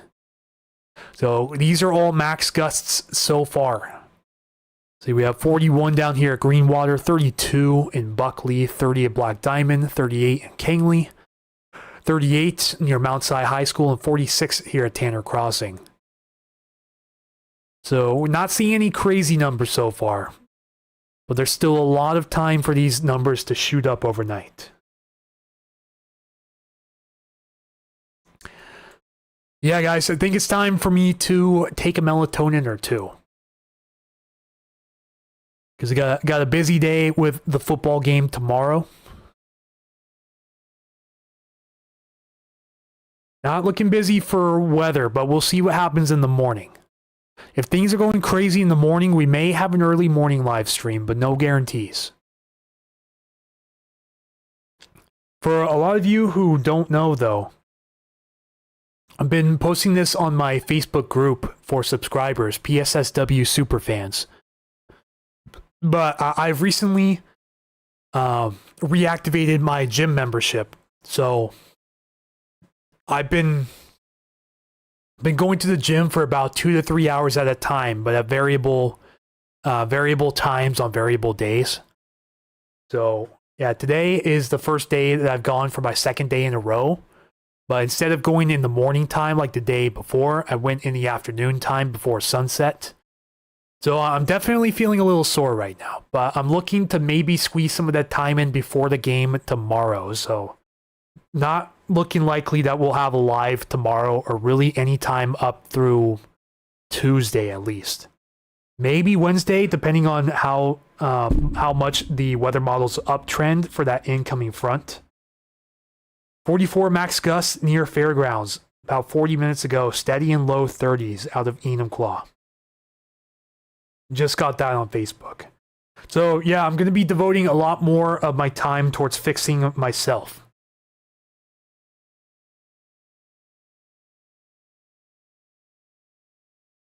So I've gotten a lot of kind words from the audience, and it's really, really motivating to see. So really do appreciate your guys' support. Truly, means more than you could ever think.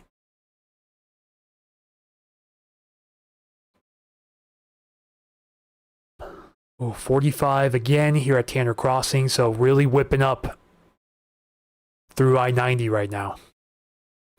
Showing the strongest winds down over the Chester Morse Lake area.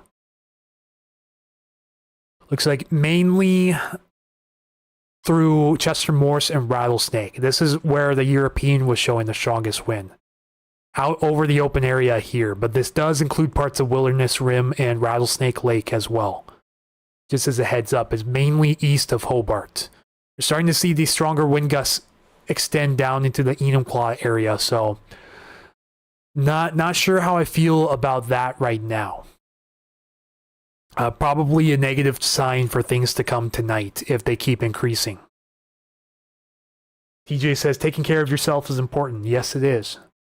And the truth is, I need a lot of work on myself. And I'm starting that right now, starting it the right way. Starting gradually, starting slow, working my way up.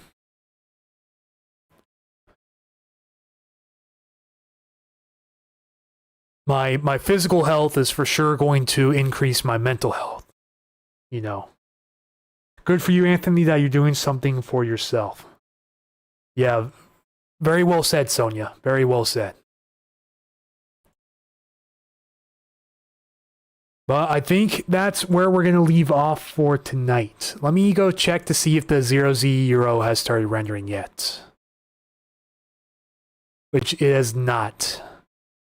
But we can check out some data on the 0Z GFS real quick, just out of curiosity, and then we'll probably call it quits. Yeah, it still agrees on that system clipping us Sunday night and the Monday morning. And then it has this stronger front coming through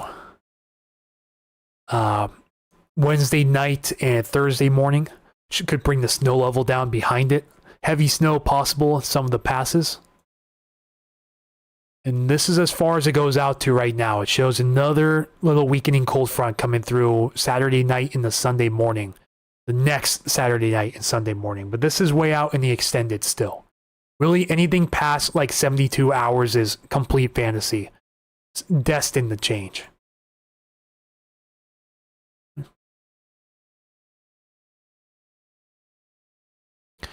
So maybe some breezy winds around the area Thursday morning, but nothing too impactful right now. And outside of that, not much new info coming in. So it's a good sign if you're not a fan of the storm train. That's just what the initial data is that I'm seeing right now.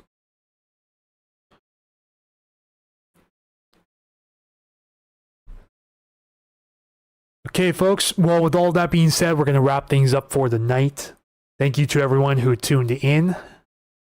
My apologies again for little to no notice on this stream. So a lot of you probably missed it. But you know what? The point was conveyed mainly about the east winds. And it's looking like we're going to be on the increase for east winds around the area as time goes on tonight. So I just wanted to give all of you guys a heads up right now before there were any surprises.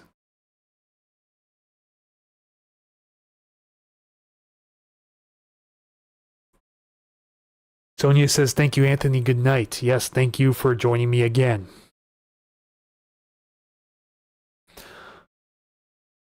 Yeah, folks. So Anthony here with Puget Sound Stormwatch. Expect more content to come out soon.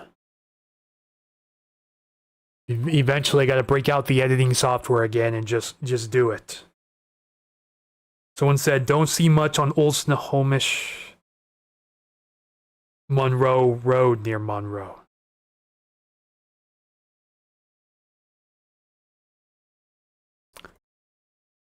Ooh. Yeah, I think my body's starting to get back to the natural programming I had before, where I would naturally start to get tired around this time. Because I pretty much ruined my sleep schedule by going full time on here, because we had all of those overnight storms in the last 3 months or so, and just trying to get it back on track, assuming we don't have anything like a once in a century storm happen at like 1 a.m. Because then I'd definitely be staying up for that. But anything normal like this, looking to really like crack down on the sleep schedule part of things, just so I can still have a productive life outside of this too. But I do appreciate everyone that has continued to hop on and support myself, the channel, the brand, the stream, and so on. Looks like the most recent number on Facebook is 31,809 followers, so we need 191 to hit 32K. Can we do that in the next 24 hours? Possibly. We will see. Most likely going to be a little bit longer than that, judging by recent patterns. But yeah, anyways, with all of that out of the way, we're definitely going to end it this time. So have a good night, everyone. Anthony with Puget Sound Stormwatch signing off.